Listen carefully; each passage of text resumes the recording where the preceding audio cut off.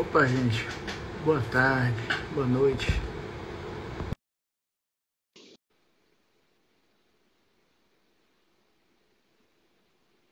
Guardando aqui a aceitação do próprio Instagram.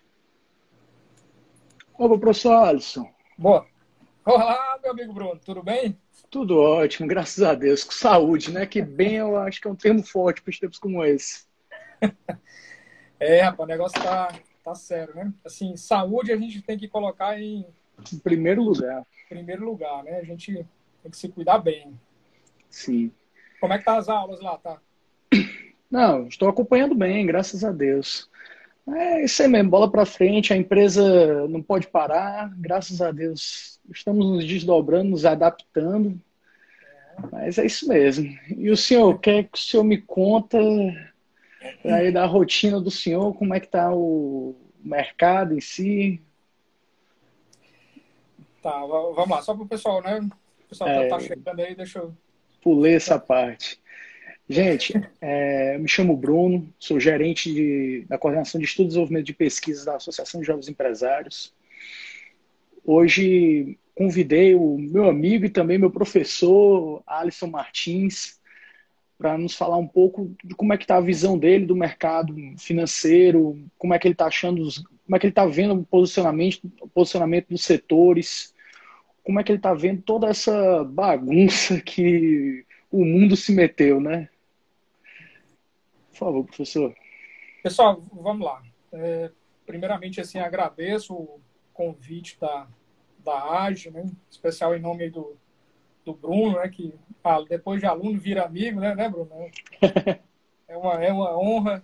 E assim, deixa eu só me apresentar um pouco para as pessoas aí terem uma ideia. Sou Alisson Martins, sou economista, tá? Trabalho na rede bancária, tá? Entre os maiores bancos do país. Imaginem qual é o maior banco que a gente tem aqui na região, então vocês devem imaginar quem é. Sou economista e sou professor, né, da disciplina de cenários econômicos e de finanças corporativas e riscos lá da Universidade de Fortaleza, da Unifor. E aí, recentemente, agora no mês de fevereiro, eu assumi a coordenação lá do curso de economia lá da nossa Universidade de Fortaleza. E aí, assim, a minha área, né, é basicamente estudo de cenários e também mercado financeiro. Tá? Então, a nossa ideia aqui, né, Bruno? Então, a gente ir conversando, batendo um papo aqui para entender o que é que está acontecendo, para a gente entender, né, e meio que mapear aí quais são os acontecimentos e quais são os próximos passos aí. Bruno, eu vou tomar só a liberdade e vou dar uma rápida, né, ideia e um panorama, tá? Só para a gente, né, começar então a nosso bate-papo. E vamos lá.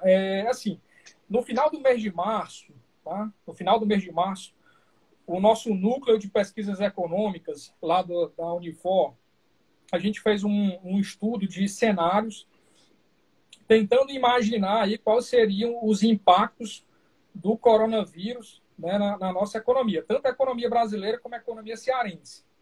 Tá?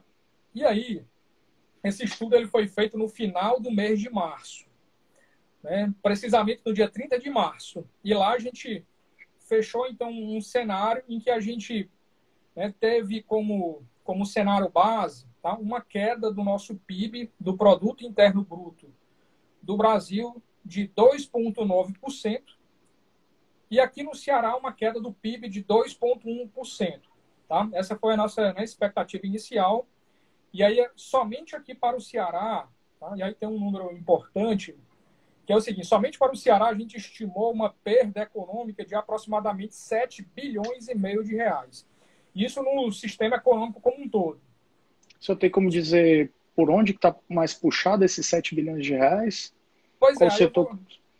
Aí assim, o que foi que aconteceu, né? Desses 7 bilhões e meio, esse era o cenário provável, tá?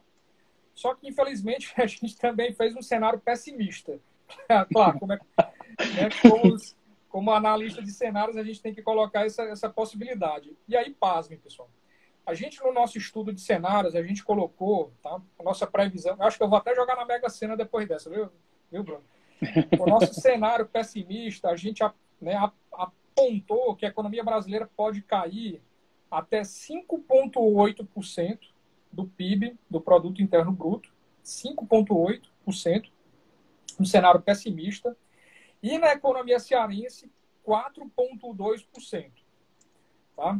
E, assim, esses últimos 60 dias, né, abril e agora finalizando agora maio, tá, a gente percebeu que deteriorou um bocado aí a nossa situação econômica. A gente achava no primeiro momento que ia ser mais curto, né, essa questão da quarentena, por isso que a gente até colocou, não, vamos colocar aqui um cenário pessimista, que é para também caso a quarentena se estenda. E aí, então, né, o cenário pessimista, ele meio que está se concretizando, infelizmente, né? A gente, assim, né, menos mal que a gente pelo menos tá entendendo qual é o tamanho do problema. E preparado para a tempestade, né? E preparado, exatamente, Bruno. E assim, a gente, né, tem esse diagnóstico, esse prognóstico que está se confirmando, uma queda aí de 5,8% no Brasil, e no Ceará deve ter uma queda de 4,2%.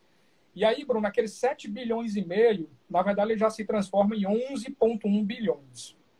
E aí, né, isso é um impacto muito grande, tá? Assim, é o que está aí, né, no jogo. E, inclusive hoje, tá? Inclusive hoje, o pessoal da Fundação Getúlio Vargas, aí vai entrar naquela questão dos setores, que você perguntou.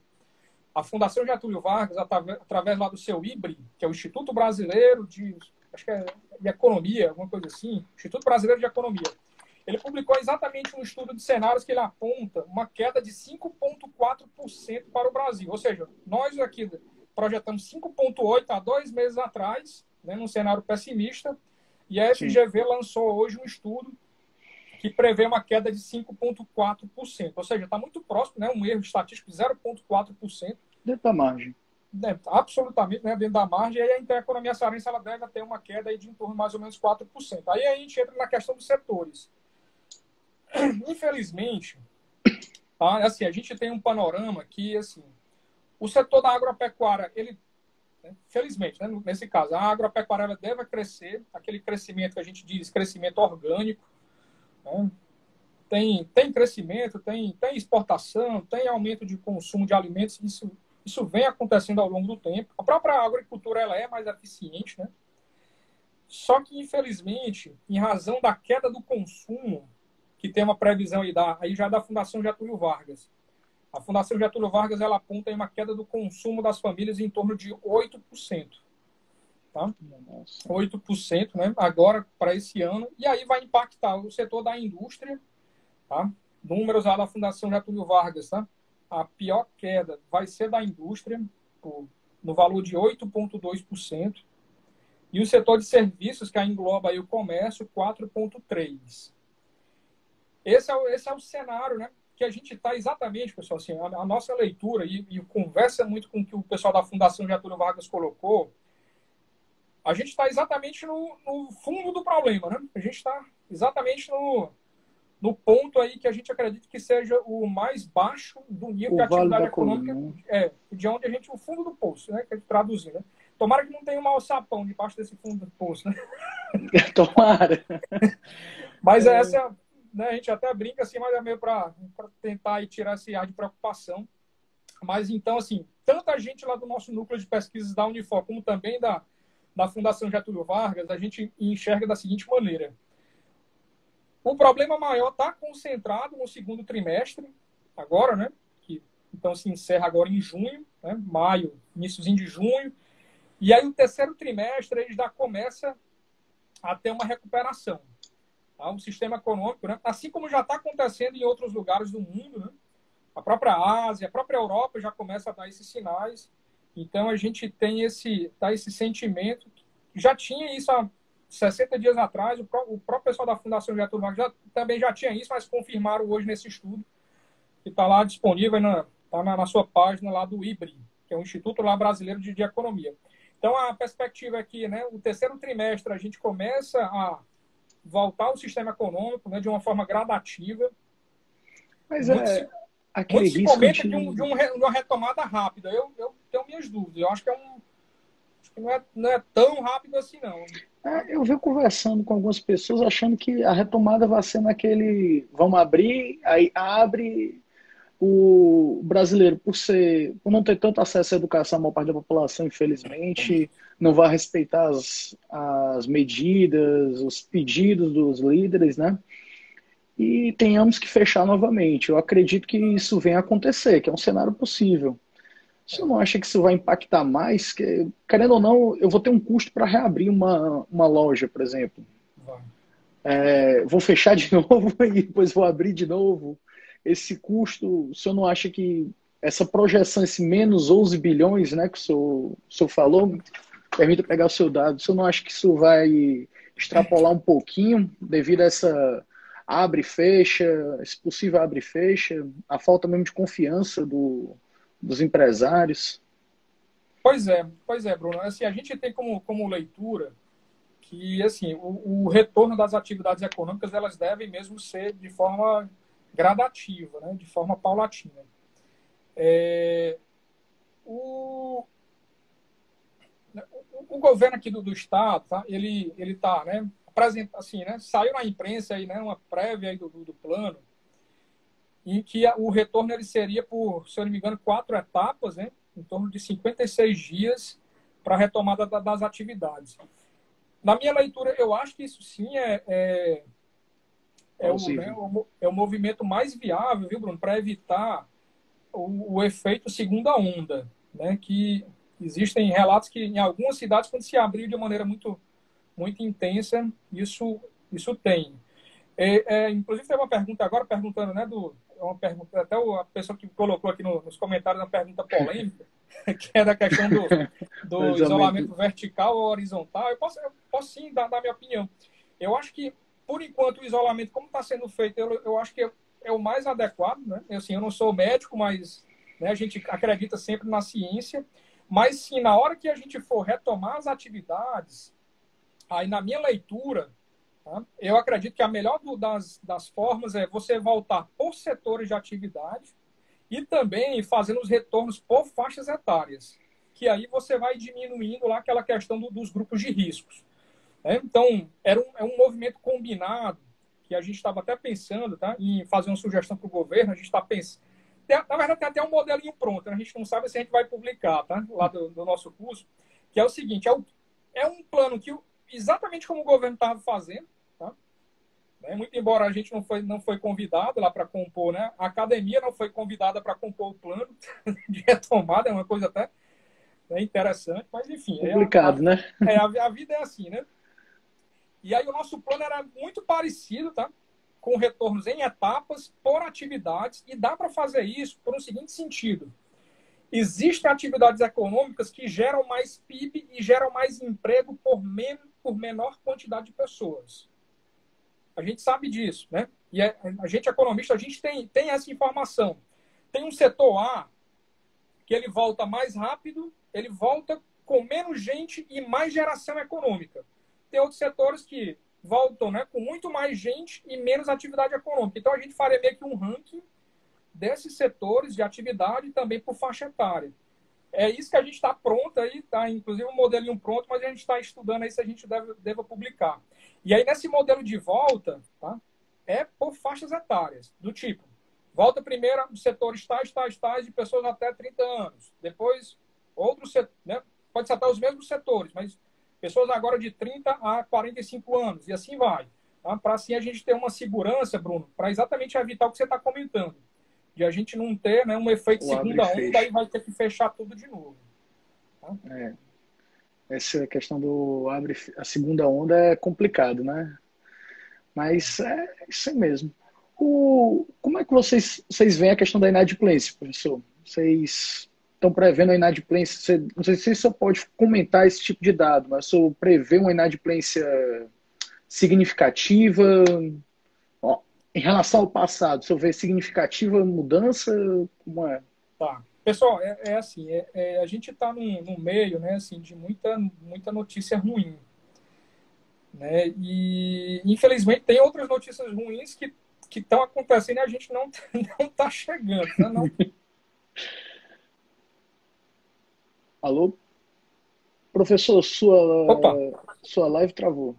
Pronto. pronto, voltou. Viu, pessoal? É assim, existem notícias ruins, como eu vinha falando, elas estão acontecendo e não estão sendo, né, comentadas. Mas assim, claro, eu não vou comentar, né, da inadimplência da minha instituição financeira, mas assim, A inadimplência que o Banco Central acompanha, tá? A inadimplência que o Banco Central acompanha, e esses dados é público, ele publicou agora os dados de março, né? A última informação oficial que a gente tem é de março. A inadimplência subiu, tá? Aqui no estado do Ceará. Principalmente a inadimplência pessoa física. A pessoa jurídica nem tanto. Ela se movimentou um pouquinho para mais, mas assim, não foi nada de anormal. Significativo, né? Não. A pessoa jurídica ela não aconteceu ainda esse efeito tão grande. Mas a pessoa física, sim, infelizmente. E aí a gente vê uma subida da inadimplência pessoa física e a gente superou a marca. Posso até dizer esse número é público. A pessoa física agora ela deve mais de 2 bilhões de reais. Tá? Então, em valores em atraso superiores a 90 dias, tá? No sistema financeiro, a gente superou essa marca, a gente nunca tinha superado esse valor. Estava em torno de 1 bilhão e 600, 1 bilhão e 700 milhões.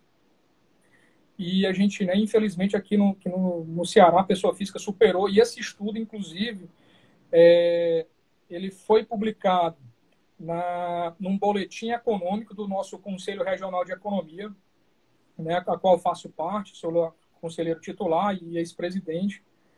E aí a gente até pode passar depois aí para vocês da AGE, tá? Tem uma série de estudos muito interessantes, mas né, nesse boletim ele tem esse diagnóstico aí do saldo de crédito e também da... a FEComércio também faz um levantamento bem interessante. A nossa vice-presidente aqui do Conselho, tá aqui, vice-presidente do Conselho de Economia, Silvana Parente, está aqui colocando essa informação. Grande abraço, Silvana. Inclusive, né, ex-secretária de Estado, né, pessoa muito, muito reconhecida dentro da classe de economia.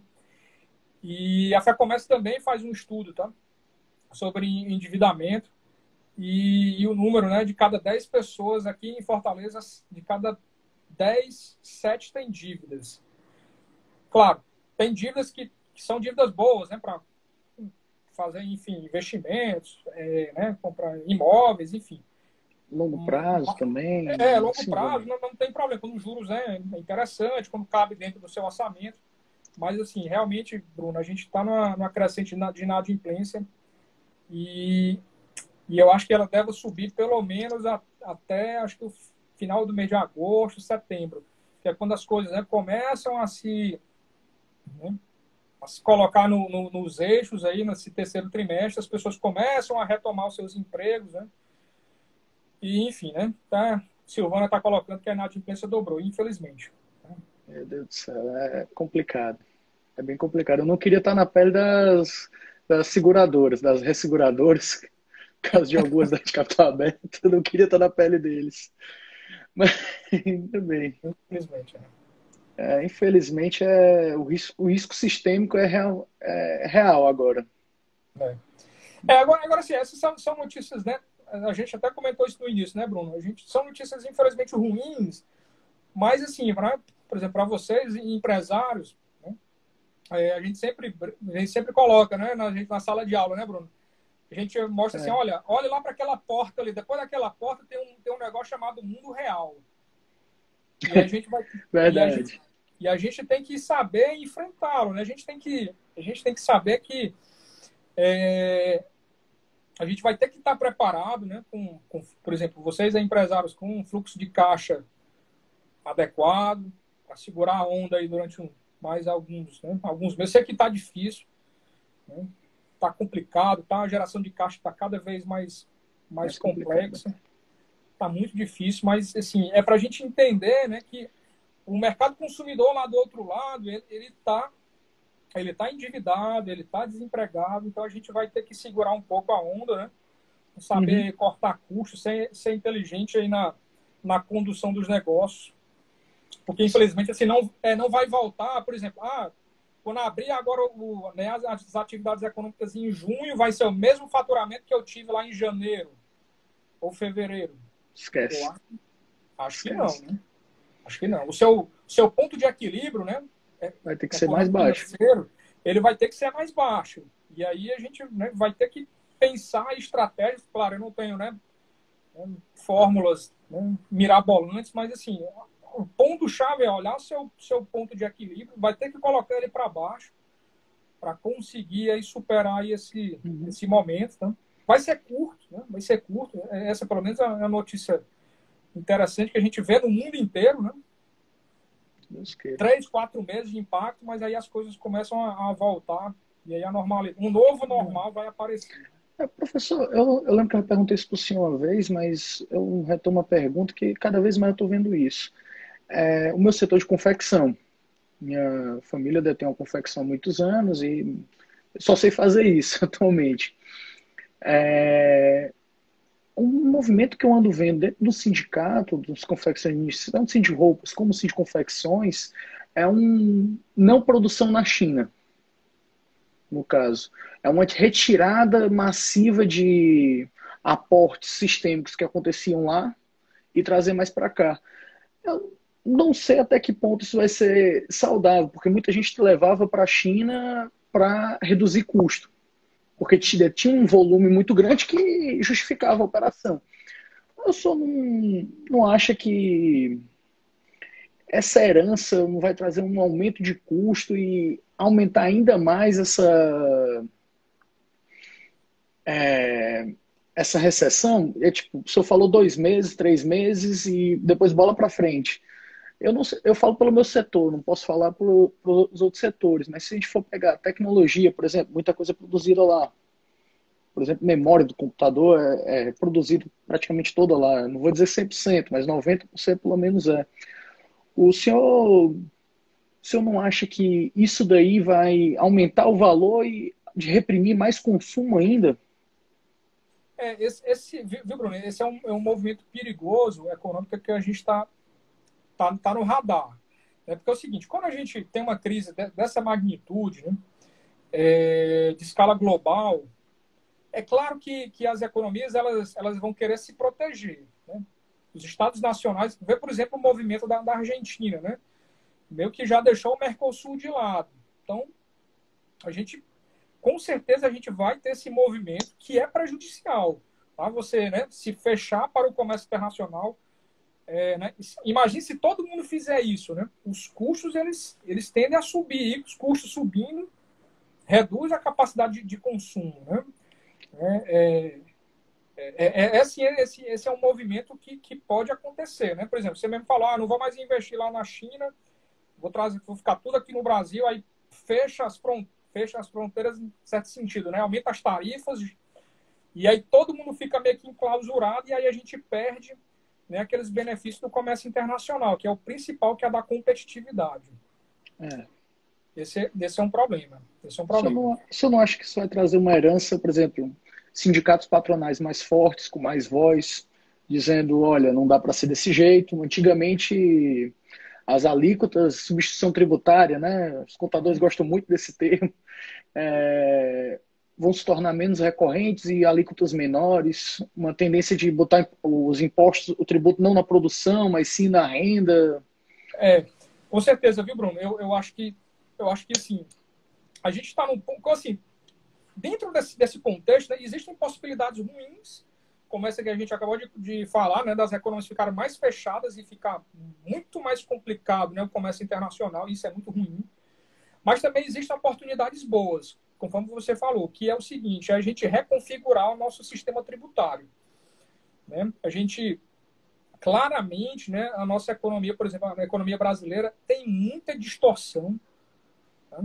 Mas muita mesmo, que, né, fortemente tributa a produção e o consumo, mas assim, de uma forma assim, fora do normal, né? Descomunal, enquanto que né, E a renda também, né? Que nosso imposto de renda não é barato, diga-se de passagem. Tanto na produção como na renda, mas assim, principalmente na renda da classe média, né? A gente sabe que quem leva o país nas costas é a classe média, né? Com a sua arrecadação tributária. Mas eu acho que agora, né, as coisas vão começar a ser reconfiguradas. Para quê? Né? Para evitar o efeito, né, dos impostos em cascata. Vocês são empresários, sabem disso. O cara paga imposto lá na compra da matéria-prima, né? Paga imposto não sei da onde, paga imposto depois quando vende. Eu acho que até se pensar em vender, vai pagar imposto de novo. Né? E né, evitar essa cumulatividade dos tributos, que é uma coisa que traz muito prejuízo para o sistema econômico, mas também um ponto que é a tributação maior sobre patrimônio. Tá? E aí esse é um ponto que vai começar a, ser, né, a chamar muita atenção. Né? Sim, mas vem cá, por que o patrimônio não tem uma tributação mais adequada? E isso vai trazer uma série de efeitos. Né? Como, por exemplo, se você tributar muito mais patrimônio, o que é que deve acontecer, por exemplo, com o preço dos imóveis? Tendem a cair, né? E isso abre outras possibilidades. As pessoas comprarem mais imóveis do ramo da construção civil, né? Crescer ainda mais, principalmente do lado do volume. Essa é a nossa expectativa. Tem um outro ponto, viu, Bruno, que, né, a entrar agora já no lado do mercado financeiro, que eu acho que é um ponto aí positivo, que a questão, não sei se positivo para quem, né? Mas assim, a arrecadação de tributos sobre dividendos, né? Assim, tenho certeza, eu acho que nesse ano pode até ser que não passe, mas em 2021, com certeza aí vai ter imposto sobre dividendos. Mais uma vez eu tinha conversado com alguém sobre isso, ele tinha me falado que não poderia ser feito Inclusive eu tinha visto até uma conversa do Luiz Barsi sobre isso. Ele dizendo que não poderia existir a tributação de dividendos devido à origem do dividendo, que já é tributado na raiz. A Não, discussão tributária e jurídica está muito complexa. não, assim, pessoal, eu né, confesso para vocês que eu conheço o Luiz Barsi, assim, é um amigo que a gente fez aí. Hoje ele é presidente do Conselho Regional de Economia de São Paulo. Quando eu era vice-presidente do conselho daqui do Ceará, ele era um dos conselheiros lá de São Paulo, e a gente se conheceu em um evento lá em Goiânia. E aí, assim, a gente conversou muito lá, e eu conversei com ele sobre esse ponto aí. E ele falou, não, Alisson, a gente não pode tributar dividendos porque o lucro ele já foi tributado. Aí, só que ele só esquece um pequeno detalhe, né? O mundo inteiro faz isso, menos 2 países. O Brasil é um deles. Então, assim, existe esse movimento aí que o mundo inteiro tem, tá? Por exemplo, se você aplicar hoje no mercado americano, tá? Os seus dividendos lá, quando cai na sua conta, pode ter certeza mesmo, vai ter tributação. 50% lá, é, professor? Não, é menos. Se eu não me engano, acho que é. Agora você me pergunta, não sei se é 20% ou é 15%, uma coisa assim. Me falaram que era 50%, eu acreditei, eu fiquei... Não, eu acho que isso aí é sobre imposto sobre herança. Ah, tá. Imposto sobre herança é muito alto. E aí, Bruno, assim, né? A gente meio que direcionou aqui já para o mercado financeiro. Pessoal, assim, a gente realmente tributa 2 vezes, tá? Até uma pergunta da questão do dividendos. Assim, o mundo inteiro tem essa dinâmica, tá? Tributa lá nos lucros, mas lembrando, é uma tributação 2 vezes, só que é o seguinte, a primeira é na PJ, é na pessoa jurídica. Quando ela acredita os dividendos, que é você sócio acionista, você, por exemplo, pessoa física, né? Você é outra pessoa. E aí você, então, tributa de novo, mas só que é outra pessoa, né? Uma primeira é a empresa geradora de dividendos, a segunda é você recebedora de dividendos. Mas, assim, focando agora no mercado financeiro, tá? Pessoal, a nossa bolsa, ela nunca esteve tão barata. Nossa bolsa de valores aí teve uma queda muito intensa, muito grande. E aí o próprio Luiz Barsi, tá? Ele até brinca nas lives que ele fala, pessoal, a boca do jacaré abriu, né? A hora de ir para a festa é agora. O Warren Buffett, né? Ele abriu o programa de recompra e está lá recomprando a torta direita. Mas ele tem caixa para isso, né? Ele, Peter Lynch, todos eles têm um caixa muito absurdo para um valor de caixa altíssimo para fazer isso. Isso tem uma assim, quem tem, né, a oportunidade, claro, né, de entrar no mercado financeiro agora é um ponto aí que né, pode trazer grandes resultados. Só para vocês terem ideia, se você entrou mais ou menos na bolsa de valores, mais ou menos aí pelo final do mês de março, você teve já um rendimento mais ou menos de em torno de, isso na média, tá? Em torno de 20% líquido. Então, se entrou no final do mês de março, quer dizer, a gente está com 45 dias, mais ou menos. Então, né, 20% aí de retorno líquido é um retorno bem interessante, né? Bem significativo. E o melhor, pessoal, a expectativa é que cresça ainda mais. Agora, de novo, não vai ser assim, né? Apertou um botão Enter, vai voltar pelo mesmo número, né, do Ibovespa que estava lá em fevereiro ou janeiro. Não, as coisas vão ser graduais, né? Se a gente não tiver, né, tanta interferência, né, problemática, principalmente política, porque a Bolsa ela vai muito no lado da confiança, né?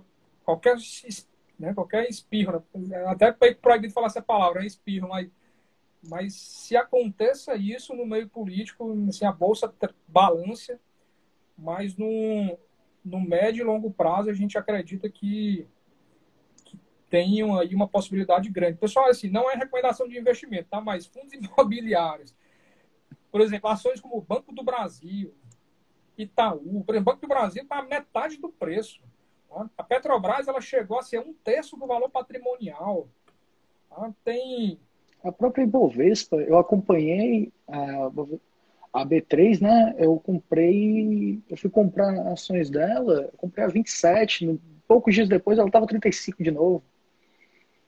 Agora, é o tipo de coisa que você vai acompanhando e vai fazendo pequenos aportezinhos e ganhando em pequenas frentes.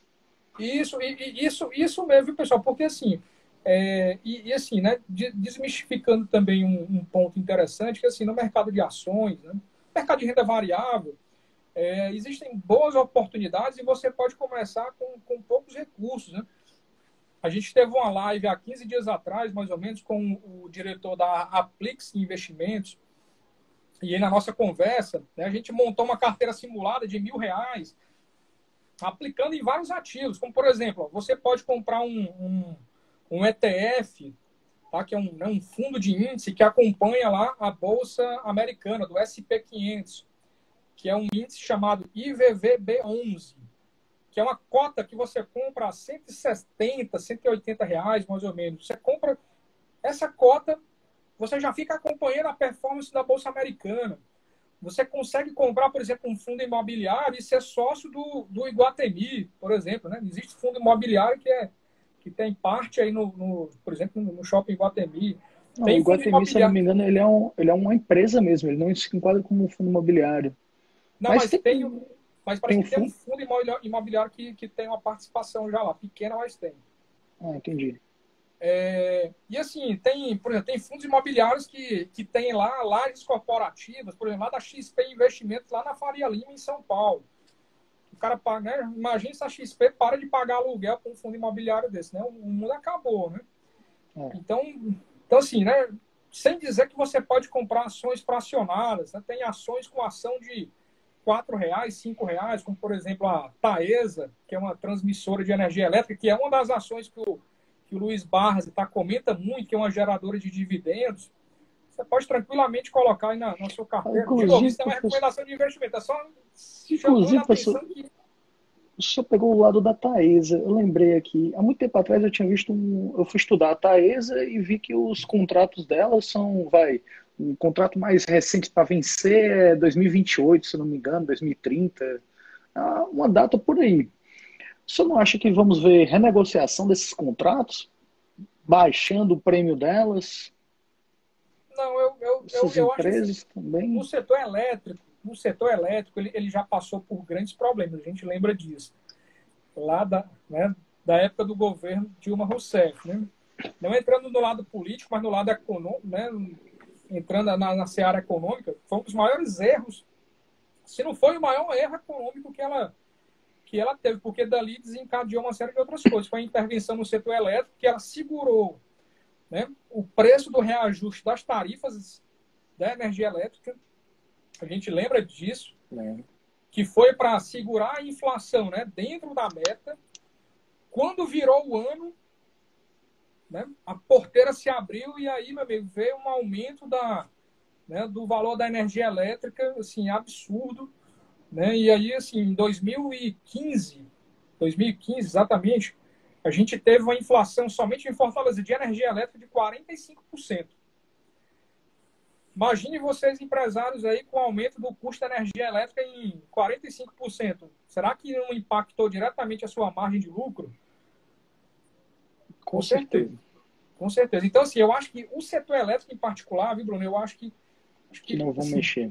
quanto menos intervenção, acho que todo mundo já tem essa leitura. Não vamos mexer lá não, porque o problema pode desencadear uma série de outras coisas. Se falar que o governo já entrou agora em intervenção nas companhias aéreas, né? Anunciaram agora. Esse era um... Eu estava falando aqui das energias das elétricas e estava na minha cabeça a questão das companhias aéreas. É uma ajuda, né, que assim, tá uma certa confusão ainda, a gente não sabe bem como é que vai ser isso. Né? Pelo menos não, né, não tá tão claro, porque assim, primeiro disseram que era financiamento, depois disseram que era compra de participação, né? Sim. Aí depois o governo, não é participação não, é crédito mesmo via BNDES.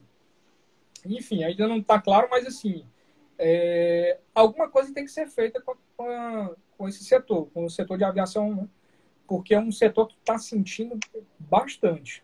Tá? Bastante. E imagine, né, se uma ou duas empresas entram em colapso, aí como é que vai funcionar, por exemplo, o nosso sistema de locomoção dentro do país, né? A gente está dentro de um país que é continental, né? Então, a gente Sem tem que saber. ferrovia, né? A gente, Não a gente fizemos não é essa herança. a gente não é um Japão, né? Que tem um tamanho territorial pequeno que você pode atender, por exemplo, com trem. Claro, lá é trem-bala, né? Mas dá para você ter essa locomoção, né? Bem mais fácil. A gente está num país que é uma dimensão territorial imensa. E assim, pessoal, lembrando, né, que muito embora a gente advogue que deve ocorrer uma menor intervenção do Estado dentro do sistema econômico, mas às vezes, né, o Estado ele tem que entrar de maneira a atenuar uns efeitos adversos. Por exemplo, na crise lá do subprime americano, né, não sei se vocês lembram, mas o governo americano ele simplesmente virou sócio da GM, da General Motors. E o porquê disso? Porque se ele não entrasse, simplesmente a GM entraria em falência. E aí você imaginou, por exemplo, você é dono de um carro Chevrolet, simplesmente não ter peça, por exemplo, para reposição, Impacto mundial, não é nem o caos que não seria, né? Sem contar nos Estados Unidos, né? Que já tem uma indústria automobilística muito problemática, né? A gente sabe, né? A cidade de Detroit lá passa por muita dificuldade, a cidade que já pediu falência. E imagine mais uma empresa, né? Uma mega empresa americana que é meio que um símbolo americano e a falência e provocar indefeitos no mundo inteiro. Então, assim, o governo teve que entrar, né? O governo Barack Obama teve que entrar como sócio e depois ele saiu, né? Assim como investidores fazem, né? Você compra, dá um alento lá, enfim, né? Injeta caixa para as coisas melhorarem e pula fora, né? Que o governo não é para estar vendendo passagem aérea, né? Verdade. Professor, me tira mais uma dúvida. O senhor acha que esse momento nós vamos ver mais debêntures? Sim. Uma flexibilização da legislação para poder haver mais debêntures? Por exemplo, a minha empresa que não tem capital aberto, eu emiti uma debênture, algo assim. O senhor acha que isso vai ser uma realidade nos próximos meses? Tá. Sim, e assim, é bom até a gente meio que explicar essa dinâmica, tá Bruno? Assim, por trabalhar no mercado bancário, a gente tem essa leitura muito clara. As empresas elas estão querendo cada vez mais a possibilidade de diversificação de captação de recursos. Ou seja, não quer mais ficar na mão só de um ou dois bancos. Né? Um banco público, um banco privado, como assim a gente recomenda. Né? Tenha pelo menos uma conta em cada um desses tipos de bancos, que é para você ter, né, aproveitar aí o melhor de cada um. Só que o que acontece? As empresas, elas, claro, e o sistema, né, o mercado, ele vai se adaptando, vai se moldando a isso. Ele começa a criar alternativas de fornecimento de recursos para as empresas. Já está em franca expansão um mercado que é o de fundos de investimentos, que é o fundo de investimentos em direitos creditórios, que é o chamado FDICs. Tá? Os fundos de investimento eles já estão competindo com os bancos na concessão de crédito. E tem um outro movimento que a gente repara que é uma flexibilização, né, da emissão de debêntures. Que é o quê? Né? A debênture é, né, você assina aí um papel, claro, tem seus registros, tem toda uma burocracia para cumprir. Você assina um papel, faz uma emissão, e aí os investidores, né, que têm o interesse compram esse seu papel, né, fica com ele com um determinado tempo, e aí depois devolve, né?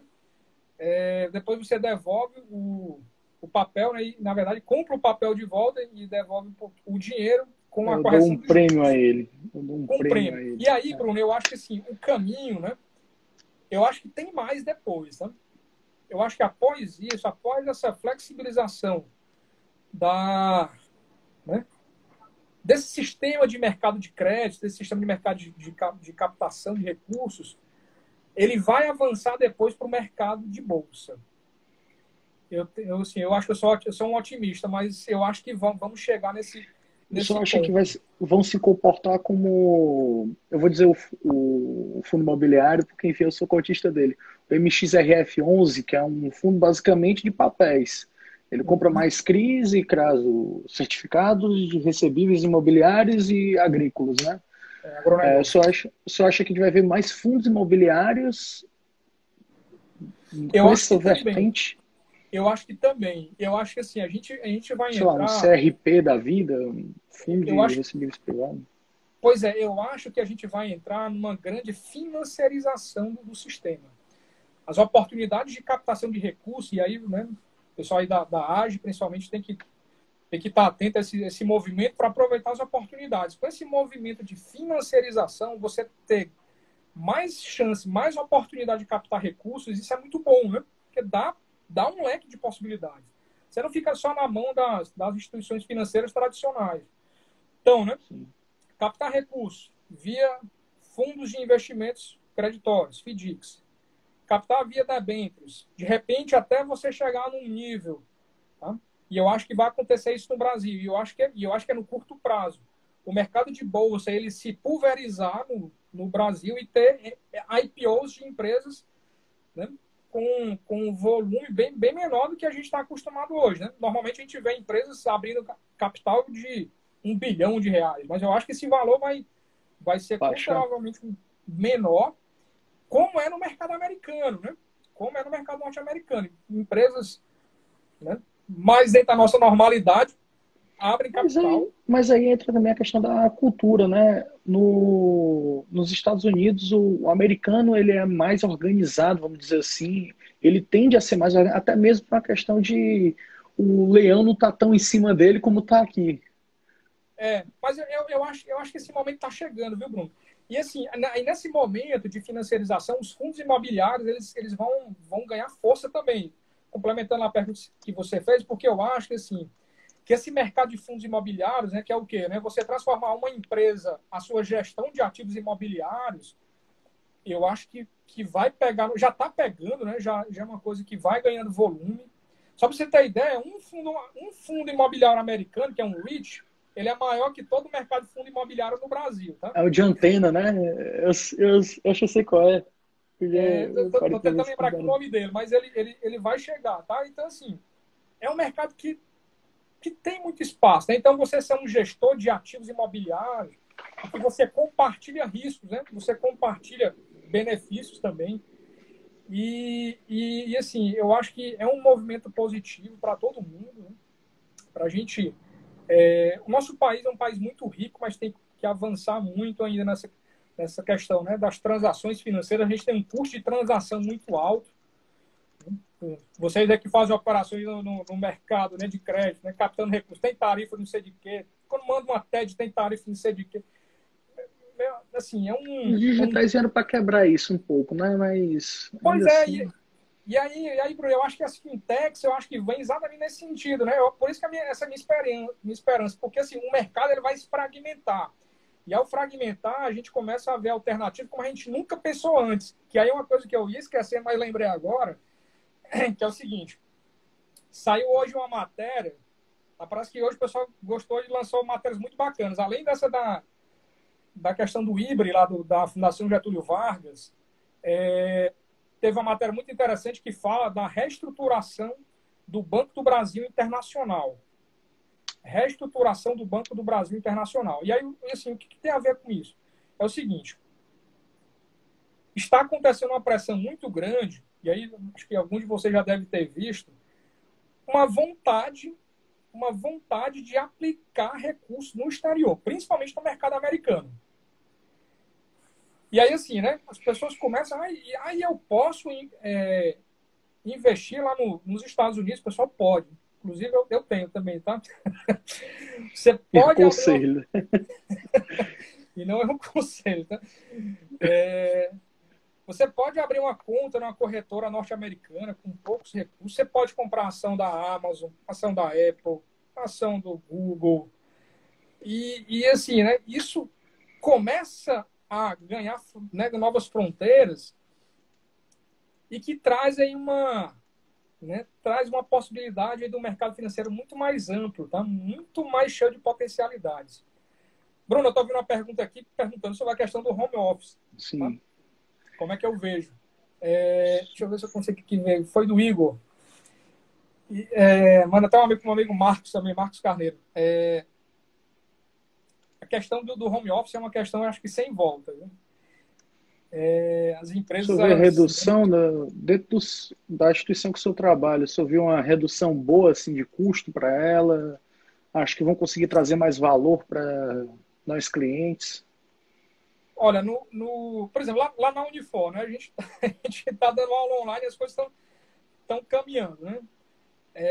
No banco, né, onde eu trabalho, e assim, a gente percebe que, pelo menos, assim, claro, eu não trabalho na rede de agências, né, eu trabalho no setor mais estratégico, que é o que, né, faz os programas de crédito. Assim, eu vejo que as pessoas elas estão com a produtividade na média ou na média para cima. Tá? Elas, né, estão trabalhando muito por resultado. Tá? E não você simplesmente chegar, bater o seu ponto 8 da manhã e sair 5 horas da tarde. Mas isso também não está alinhado com a questão do medo de perder o emprego? Porque nós temos uma CLT que privilegia muito o empregado. Isso é fato, isso aí não tem para onde negar. Ela privilegia muito o empregado e nos deteriora muito por dentro, nós empresários. O senhor não acha que essa vai ser uma herança de uma flexibilização e também de um... Cara, ou você trabalha ou tchau. Assim, eu não vou negar que tem esse movimento, né? Tem esse sentimento consciente ou inconsciente ele tem, né? Meu amigo, eu vou entregar meu resultado aqui porque senão, né, a situação está cada vez mais complexa. Mas eu acho que, assim, eu acho que é uma nova etapa do sistema trabalhista. Né? A pergunta é até meio que assim, você descentralizar. Eu acho que sim, tá? Eu acho que determinadas empresas você meio que consegue fazer isso. Não são todas, claro. Né? Por exemplo, né, você ter, sei lá, um supermercado, né? Uma loja de confecção. Claro, não dá para trabalhar em home office, né? Mas, assim, empresas que têm essa pegada, por exemplo, o departamento de economia lá do banco que a gente trabalha, tá tranquilamente para todo mundo trabalhar em home office. Sei lá, pelo menos uma vez a cada 15 dias você senta todo mundo ou até pode fazer uma reunião via, né, aplicativos aí para discutir alguns parâmetros. Mas dá, tá? E eu acho que assim, essa crise dessa pandemia veio acender a luz assim, olha, tá ligado essa chance aqui, essa oportunidade em reduzir custo, em ganhar em produtividade, né? E aí até ganhar em bem-estar, ganhar, sei lá, um funcionário. Tem funcionário que, se tiver home office, eu prefiro aquela empresa do que outra que não dá essa chance. Enfim, eu acho que é um ponto aí a ser analisado, tá? Eu acho que deve assim, avançar. Professor, eu queria agradecer mais uma vez a sua presença aqui conosco. Realmente foi algo muito esclarecedor, nos ajudou bastante aqui em encarar o cenário atual. Muito obrigado. Pessoal, eu que agradeço a todos, tá? Pelo convite. A gente tem uma agenda um pouco atribulada aí, mas assim, a gente sempre tenta achar aí um espaço e fica, tá, meu agradecimento bem agraciado aí pelo pessoal da AGE. Eu admiro bastante o trabalho de vocês, a Associação dos Jovens Empresários, particularmente, né, por tratar muito com jovens dentro da universidade. Tenho esse carinho, todo esse sentimento de proximidade por vocês. E fica o nosso convite aí para vocês, tá? para depois, quando a gente estiver na normalidade, a gente ir lá na Unifor, na Universidade de Fortaleza, fazer uma conversa, né, sei lá, uma palestra lá, a gente leva alguém do curso de economia, vocês alguém da AGE, e aí a gente faz um bate-papo lá interessante sobre os novos negócios, sobre os jovens empresários. É um assunto assim que a gente gosta muito, a gente gosta de trazer à tona, e os nossos alunos particularmente adoram também, né? Afinal, todo mundo quer ser um dia empresário. Todo mundo Tipo o ganha, Bruno né? aí, tá? Ganha muito Que é dinheiro aí. isso. Um dia eu calço seus sapatos, pode ficar tranquilo. E aí fica meu agradecimento aí, tá? Grande abraço, pessoal. Grande Muito abraço. obrigado, professor. Até mais. Até mais, tchau. Tchau.